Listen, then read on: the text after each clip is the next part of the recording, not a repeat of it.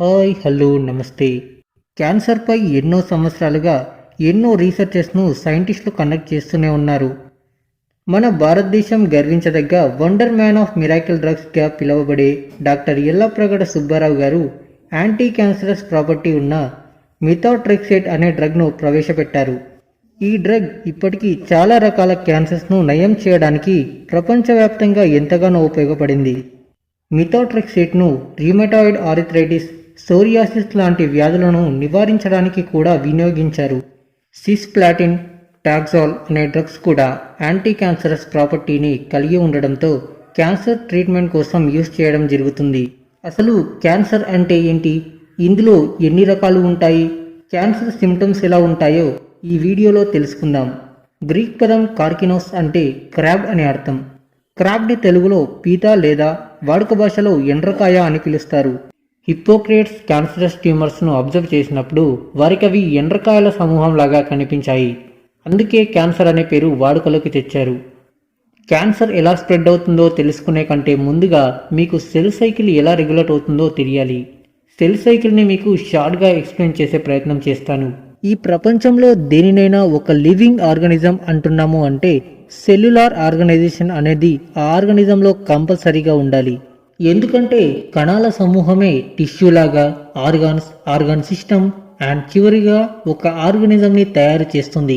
కణాలు ప్రతి లివింగ్ ఆర్గానిజంలో ఒక బిల్డింగ్ బ్లాక్ లాగా ఉంటాయి.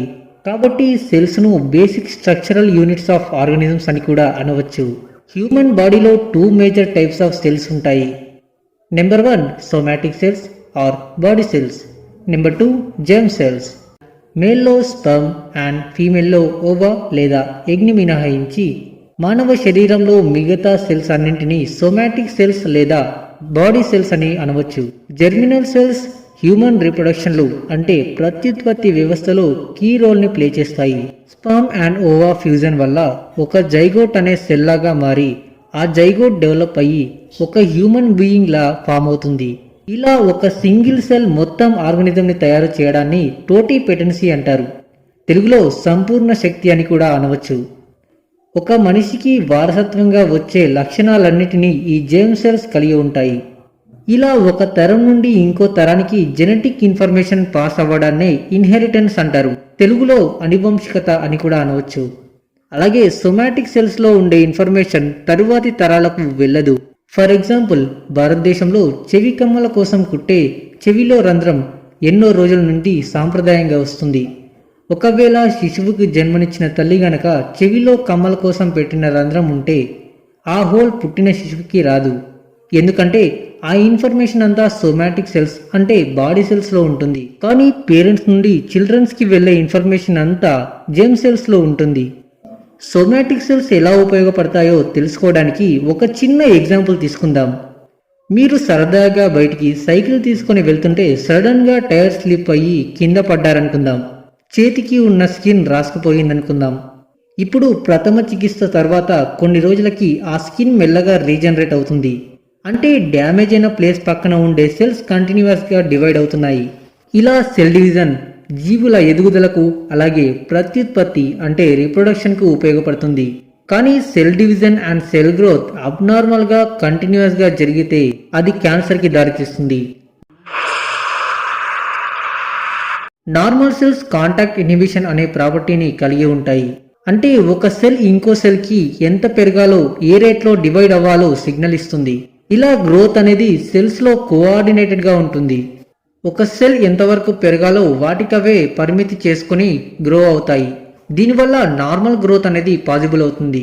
కానీ క్యాన్సరస్ సెల్స్ ఈ కాంటాక్ట్ ఇన్హిబిషన్ అనే ప్రాపర్టీని కలిగి ఉండవు. అంటే ఒక సెల్ ఇంకో సెల్తో సంబంధం లేకుండా ఇష్టం వచ్చినట్టుగా డివైడ్ అవుతుంది. దీనివల్ల సెల్స్ అనేవి అగ్రిగేట్స్ లాగా మారి ట్యూమర్స్ని ఫామ్ చేస్తాయి. నార్మల్ సెల్స్ అపోప్టోసిస్ అనే ప్రాసెస్ని కలిగి ఉంటాయి. అంటే ప్రోగ్రామ్డ్ సెల్ డెత్. సెల్ ఏ కండిషన్లో చనిపోవాలో మొత్తం ప్రోగ్రామ్ చేసి ఉంటుంది. కణాన్ని అబ్నార్మల్ కండిషన్లో చనిపోయేలా చేస్తుంది. కానీ క్యాన్సరస్ సెల్స్ ఎంత అబ్నార్మల్ కండిషన్లో అయినా అపోప్టోసిస్కి గురి అవ్వవు. కాబట్టి అన్ని సెల్స్ గుంపుగా మారి ట్యూమర్స్ని ఫామ్ చేస్తాయి.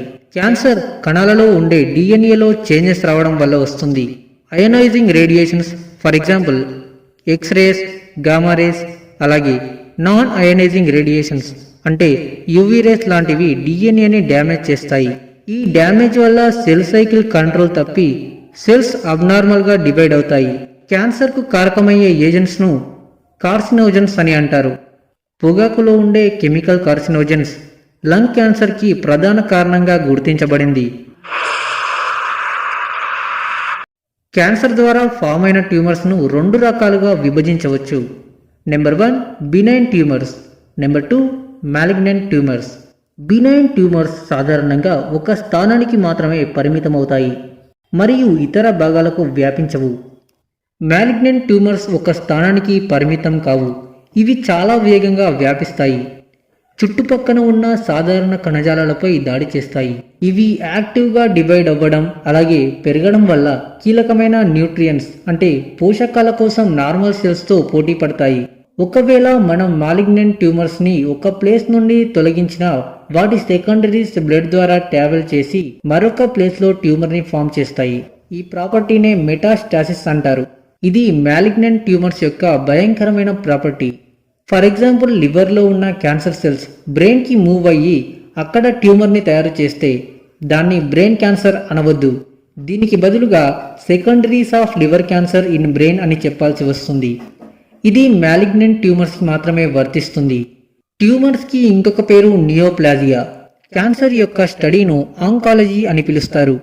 అన్ని క్యాన్సర్స్ ట్యూమర్స్ని ఫామ్ చేయవు. ఫర్ ఎగ్జాంపుల్ ల్యూకేమియా క్యాన్సర్ను తీసుకుంటే ఈ టైప్ ఆఫ్ క్యాన్సర్లో ఎటువంటి ట్యూమర్స్ అనేవి ఫామ్ అవ్వవు. నార్మల్ సెల్స్ క్యాథరిన్స్ అంటే కాల్షియం డిపెండెంట్ ట్రాన్స్మెంబ్రేన్ ప్రోటీన్స్తో ఒకదానితో ఒకటి జాయిన్ అయ్యి ఉంటాయి, కానీ క్యాన్సర్ సెల్స్లో ఎక్కడా ఈ క్యాథరిన్స్ కనిపించవు. ట్యూమర్స్ పెరిగే సమయంలో ఆక్సిజన్ అలాగే న్యూట్రియంట్స్ సరిగా అందకపోతే సరౌండింగ్లో ఉండే బ్లడ్ వెజల్స్ని అట్రాక్ట్ చేస్తాయి. ఈ ప్రాపర్టీని యాంజియోజెనసిస్ అంటారు. ఒకవేళ బ్లడ్ వెజల్స్ అంతగా ఎక్స్టెండ్ అవ్వకపోతే క్యాన్సర్ సెల్స్ చనిపోయే అవకాశం ఉంది. హ్యూమన్ జీనోమ్లో ప్రోటో ఆంకోజీన్స్ ఉంటాయి. ఇవి నార్మల్గా ఉండే సెల్యులార్ ఆంకోజీన్స్ అన్ని సెల్స్లో నార్మల్గా ఉంటాయి. కొన్ని మ్యూటాజన్స్ వలన ప్రోటో ఆంకోజీన్స్ మ్యూటేట్ అయ్యి ఆంకోజీన్స్ లాగా కన్వర్ట్ అవుతాయి. ఆంకోజీన్స్ క్యాన్సర్ని కలిగిస్తాయి. మ్యూటేషన్స్ అంటే డిఎన్ఏలో సడన్గా వచ్చే చేంజ్. హ్యూమన్ బాడీలో P53 జీన్ లేదా ప్రోటీన్ ట్యూమర్ ఫార్మేషన్ను సప్రెస్ చేస్తుంది. అందుకే P53 జీనోమ్ను guardian angel of cell genome అని కూడా అంటారు. క్యాన్సర్లో మేజర్గా 4 టైప్స్ ఆఫ్ క్యాన్సర్స్ ఉంటాయి. Number 1 carcinoma, number 2 sarcoma, number 3 lymphoma, number 4 leukaemia. Carcinoma type of cancer epithelial టిష్యూస్లో సంభవిస్తుంది. ఎపిథీలియల్ టిష్యూస్ ఇంటర్నల్ ఆర్గాన్స్కి స్కిన్కి కవరింగ్ లాగా ఉంటుంది. కార్సినోమాను మోస్ట్ కామన్ టైప్ ఆఫ్ క్యాన్సర్గా కూడా పరిగణిస్తారు.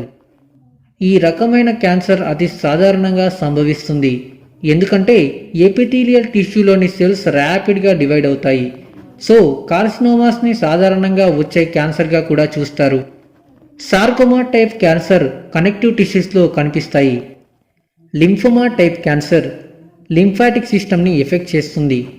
Leukaemia type cancer bone marrow అంటే ఎముక మజ్జను ప్రేరేపితం చేసి వైట్ బ్లడ్ సెల్స్ యొక్క ప్రొడక్షన్ను అబ్నార్మల్గా పెంచేస్తుంది. అయితే ఇక్కడ గమనించాల్సిన విషయం ఏమిటంటే ల్యూకేమియా టైప్ క్యాన్సర్స్లో ట్యూమర్స్ అనేవి ఫామ్ అవ్వవు. ల్యూకేమియాలో WBC అగ్రిగేట్ ఒక లిక్విడ్ ట్యూమర్ లాగా కనిపిస్తుంది, కానీ అది ట్యూమర్ కాదు. వంశపారంపర్యంగా వచ్చే క్యాన్సర్స్ను ఫ్యామిలియల్ క్యాన్సర్స్ అంటారు. అలాగే వంశపారంపర్యంగా రాని క్యాన్సర్స్ను స్పోడియాక్ క్యాన్సర్స్ అంటారు. కొన్ని వైరస్లు కూడా క్యాన్సర్స్ను కలుగజేస్తాయి. ఉమెన్స్లో cervical cancer human papilloma virus ద్వారా వస్తుంది. సర్వైకల్ క్యాన్సర్ను డిటెక్ట్ చేయడానికి ప్యాప్ స్మియర్ టెస్ట్ ద్వారా స్క్రీనింగ్ చేస్తారు. ఇప్పుడు క్యాన్సర్ను ఎలా గుర్తించవచ్చో తెలుసుకుందాం. క్యాన్సర్ డిటెక్షన్ అనేది బయాప్సీ ప్రిన్సిపల్పై ఆధారపడి ఉంటుంది.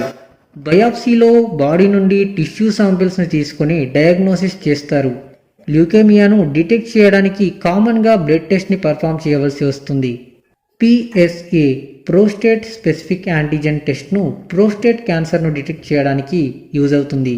బ్రెస్ట్ క్యాన్సర్ను డిటెక్ట్ చేయడానికి మ్యామోగ్రామ్ని యూజ్ చేస్తారు.